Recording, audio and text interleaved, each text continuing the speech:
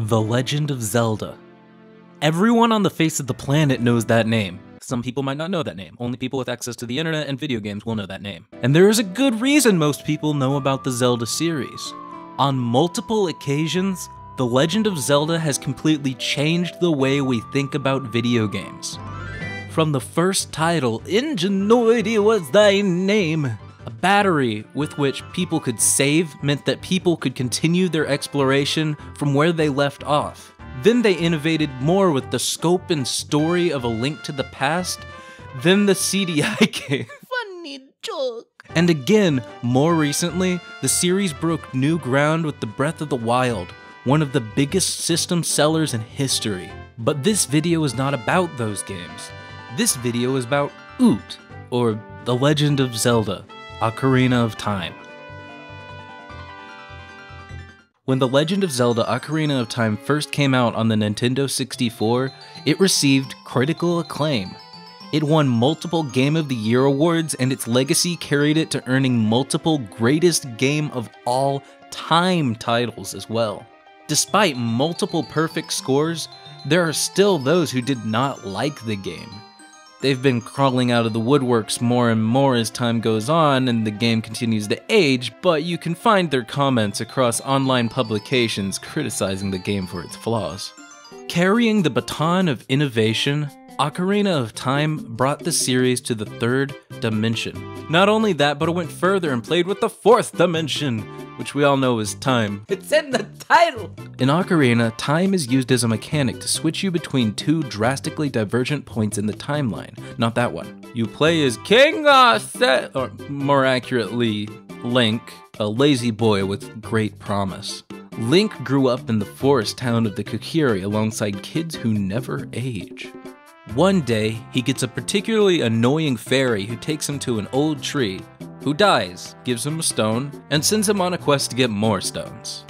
Relaying the story step by step like this is pointless, but once Link has the plot MacGuffins, King Arthur pulls the sword and Link pulls the Master Sword from the stone and becomes old, collects more plot MacGuffins, and kills the big bad guy. It's not a particularly complex story when you shave off the fat.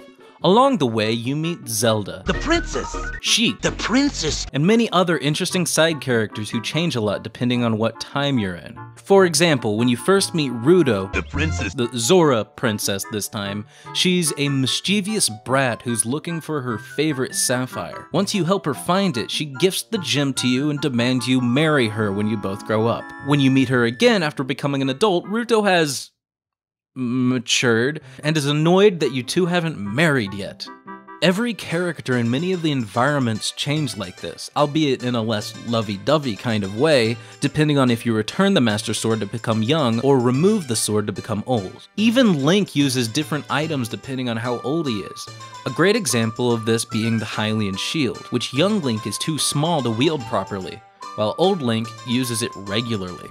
The main story of Ocarina of Time won't blow you away if you played a lot of games or watched a lot of movies.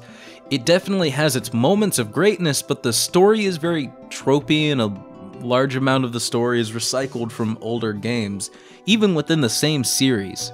What Ocarina of Time does do extremely well is gameplay. Controls for Link and other Link are very easy to pick up and have fun with. After the first dungeon inside the Deku Tree, you will be equipped with enough understanding of the game to take down any puzzle or battle in the other dungeons. Obviously, they get more difficult, but dungeons in the game will always follow the basics that you've learned from the beginning. These dungeons are worth the experience. You have to spend time in each room battling and puzzle solving, sometimes at the same time, and because of this, each room makes an impression on you. If you just played the audio of a dungeon room, I could probably tell you where you are and what you need to do. I've done it before. It's not because the game is predictable, but because it's memorable. At the end of every dungeon there is a boss. These range from giant flame dragons to giant spider thing, I don't know. They're all very fun. Apart from the obvious swordplay in the game, most of your work taking out bosses will be through the use of items you have discovered throughout your adventure. Outside of the dungeons, you are adventuring. You are an adventurer. and you're talking to people and trying to figure out where you need to go next. At no point should you get terribly lost in Ocarina of Time. NPCs and your faithful magical fairy make it clear where you need to go, and usually, you'll stumble into the right place pretty quickly. I've heard it said that the main hub area, Hyrule Field, is too big and open with nothing to do, but I've personally never understood this complaint. There are secrets to find everywhere in the overworld, and you'll always find yourself having something to do or somewhere to go without a quest log to guide you. Honestly, that's most of the things I have to say about the game without delving into too much detail. I could talk more about the swordplay, side quest, and such, but I don't feel I need to. When I first started working on this video, I didn't realize how much harder it would be to boil down this game than Sonic Adventure was. And again, like in that video, I tried to keep my opinion of this game to myself until now. I really like Ocarina of Time. It's one of the first 3D games I ever played, and it is still one of my favorites to go back and replay. I've completed 100% of the game multiple times and will probably end up doing it again in the future. That's not to say that I'm ignorant of any criticism against the title. Some of the dungeons, Forest Temple in specific comes to mind, tend to get on my nerves. I'm also aware of critiques of the swordplay, though I find those personally to be nitpicking and grounded in contrarianism. Anyhow, let me know what you think of Ocarina of Time in this video in the comments below. I'm gonna start doing little drawings for all of the thumbnails of these videos, so I'll leave a link in the description to this picture I drew of Ruto on my new tablet. My apologies if this video is a bit shorter than the last one. I had less to cover, I feel.